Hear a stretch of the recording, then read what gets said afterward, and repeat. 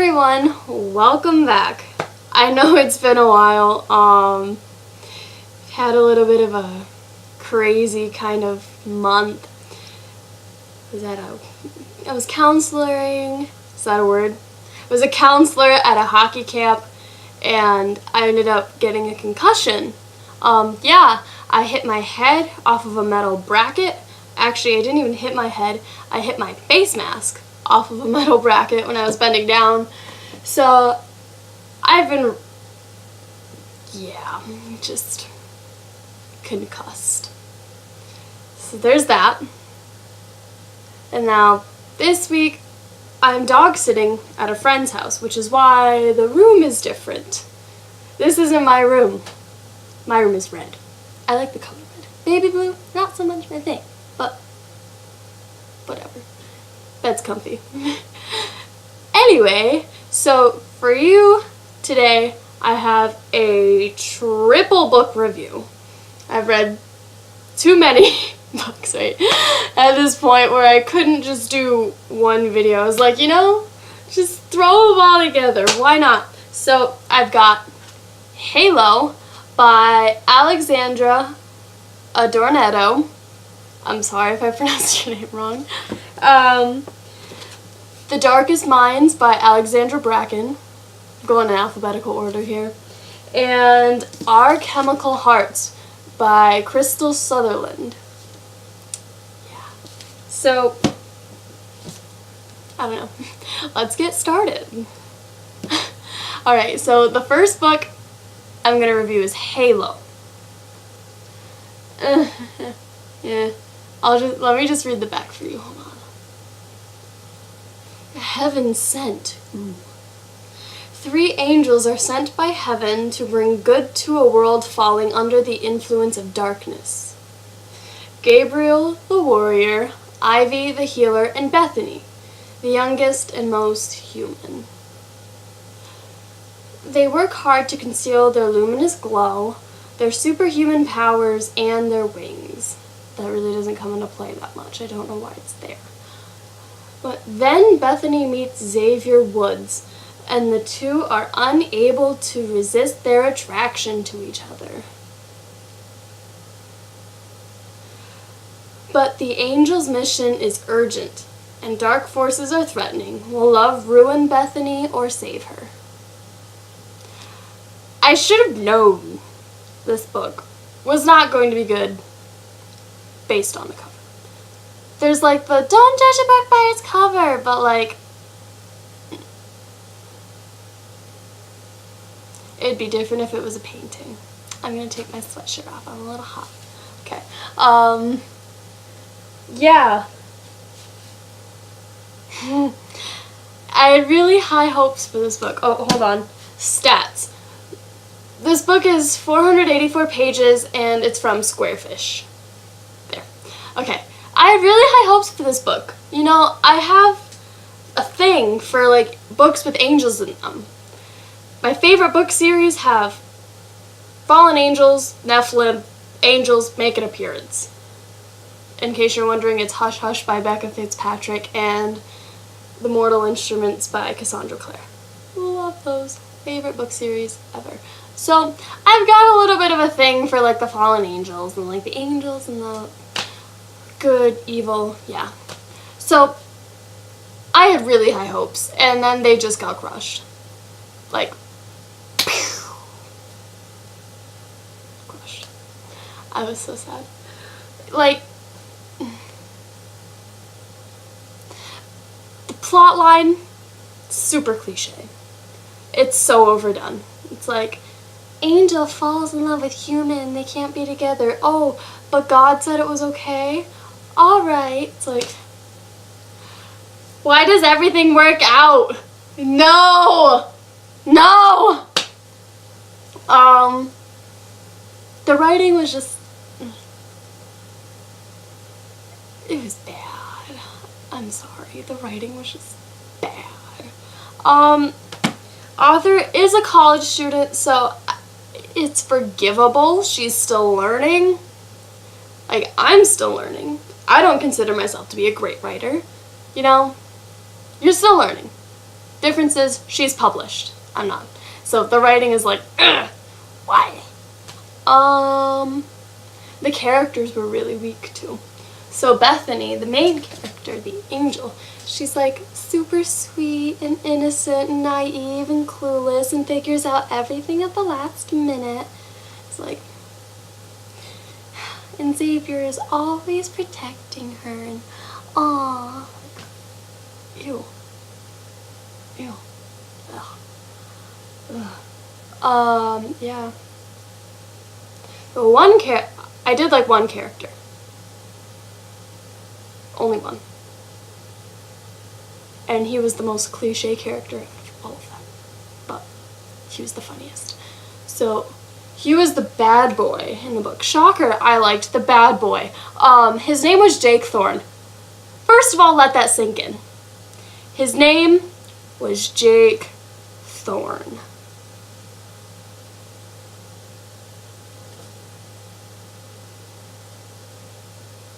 It gets better. He's British. All the bad guys have to be British, right? And he's literally the stereotypical emo look, which, like, I don't mind. I'm kind of attracted, but it's like super cliche. It's like, come on, why? And then there's one part. Okay, I'm gonna tell you guys one part because it made me really, really angry. They're in the English class and it's Jake's first day and the English teacher's like, oh, what's your favorite poem? And can you recite it?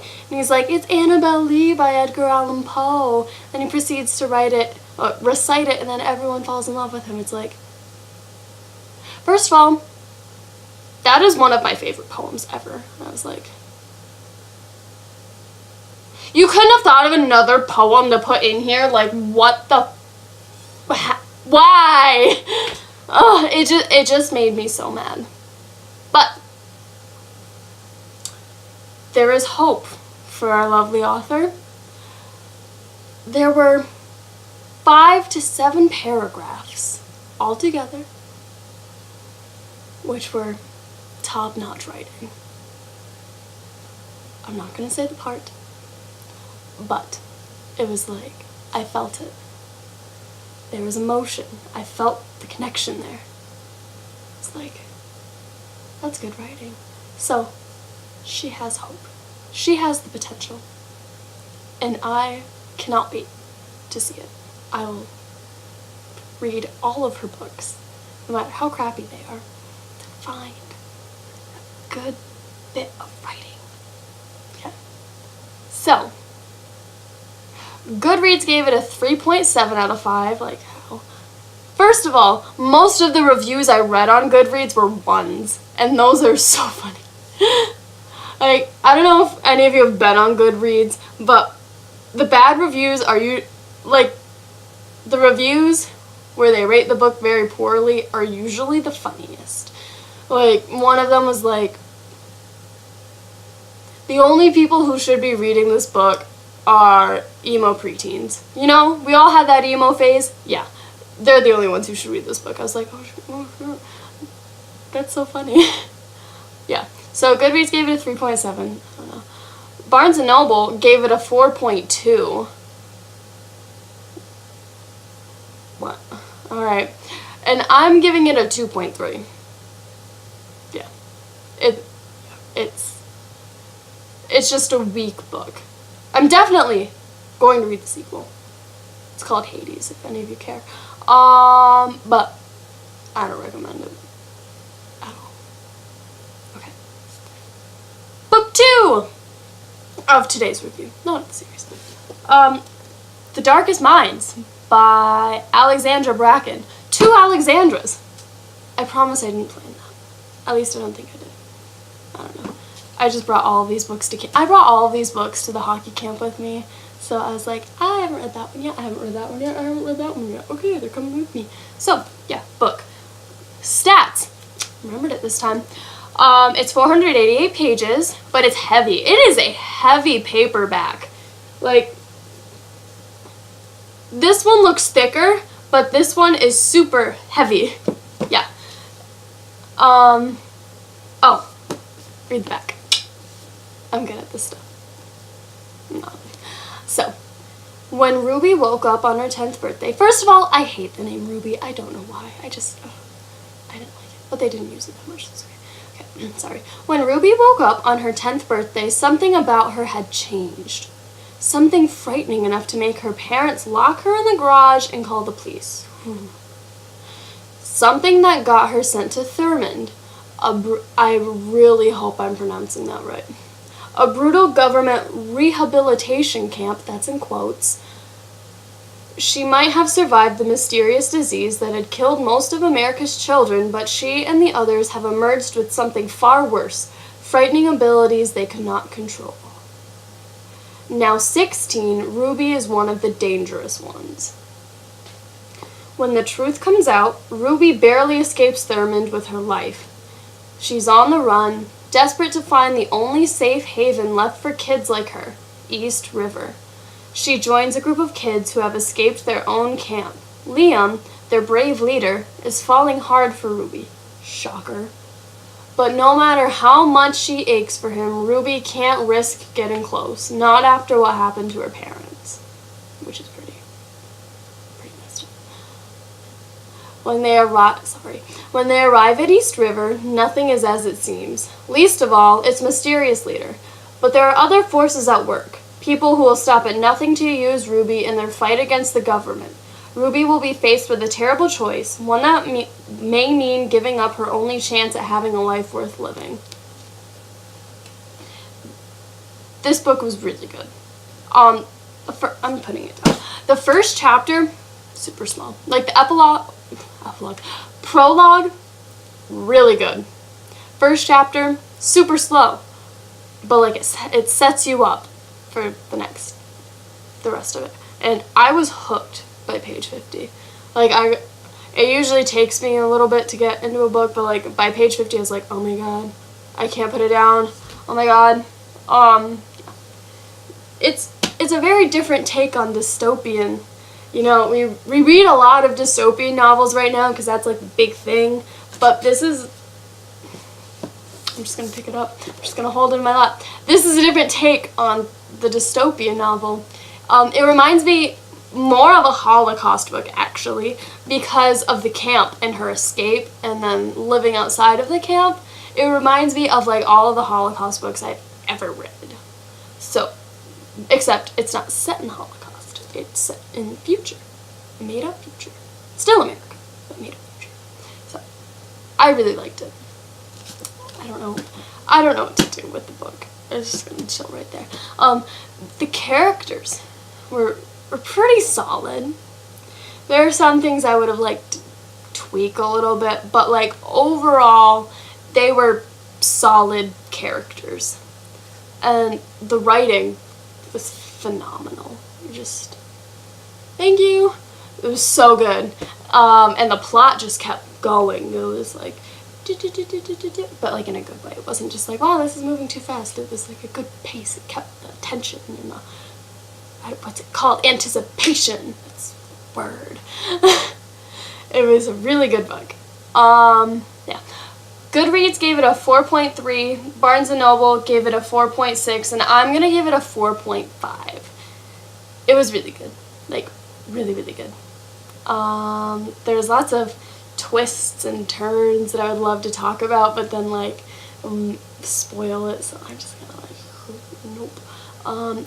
I'm so excited for the second one. I have it sitting on the nightstand right there.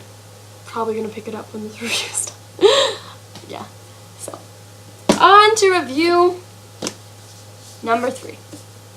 Definitely the prettiest cover. I love this cover. It's so pretty. And it doesn't make sense until you read the book. Yeah. Alright, so Our Chemical Hearts by Crystal Sutherland.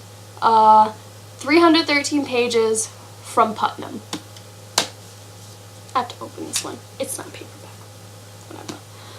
Whatever.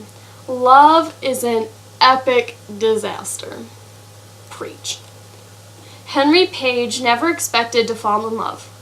He might fancy himself a romantic, but that slow-mo, can't eat, can't sleep kind of love he's been hoping for just hasn't been in the cards for him. At least not yet. Henry's too busy anyway.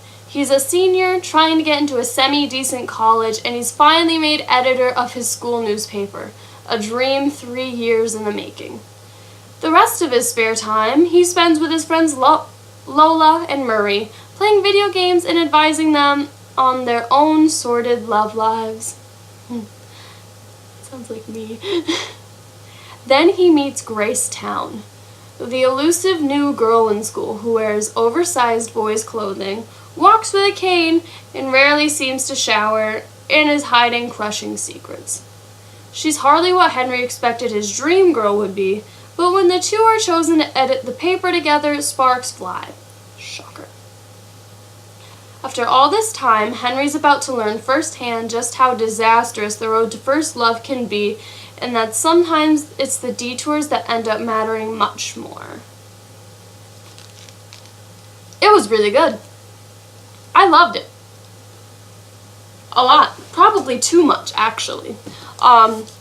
Grace and Henry, I should hold it up a little higher. Grace and Henry were both really, really relatable. You know, Henry was that, like, hopeless romantic. And Grace was this, I don't want to love anybody, I don't want to get close. Hi. So, I really liked it, and both of them were very, very realistic. And the writing was just great. Phenomenal. I loved the writing. What I didn't like was the music that they listened to, because they listened to, like, that, like, stereotypical punk music, like The Strokes, all, like, that kind of stuff. It's like, that's original. So that's what I didn't like. Yeah, that's really all that I didn't like.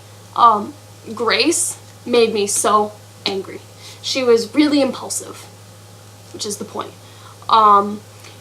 She would just do, like, stupid things, and I'd be like, Grace, why? And then Henry would make me angry because he would, like, try to save and fix her. As someone who's tried to do that, I get it. I don't like it. It annoyed me, but, like, that's what their relationship was going to be. And Crystal Sutherland did a great job of portraying that. So I really, really liked the book. A lot. So Goodreads gave it a 3.8. Barnes & Noble gave it a 4.4. I don't know why it was only 0.2 higher than Halo, but whatever.